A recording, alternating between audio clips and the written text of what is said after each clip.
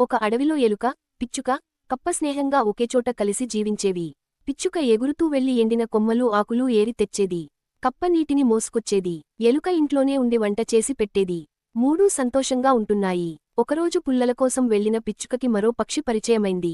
తాను తన ఫ్రెండ్స్లో ఎంత సంతోషంగా ఉంటోందో చెప్పింది పిచ్చుక.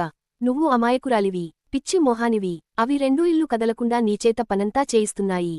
అది నీకు అర్థంకావట్లేదు అంది కొత్త పక్షి. ఇది చెప్పేది నిజమే కదా అనుకుని ఆలోచనలో పడింది పిచ్చుక.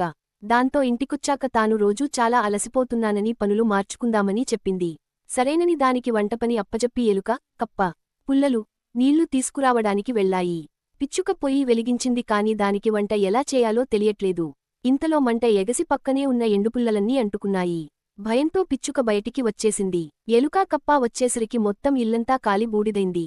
పిచ్చుకతో కలిసి బతకడం సాధ్యం కాదని భావించిన అవి రెండూ వెళ్లి విడిగా ఉంటున్నాయి. ఇక పిచ్చుక ఒంటరిగా మిగిలిపోయింది. చెప్పుడు మాటలు నమ్మకూడదని ఇప్పుడు దానికి అర్థమైంది.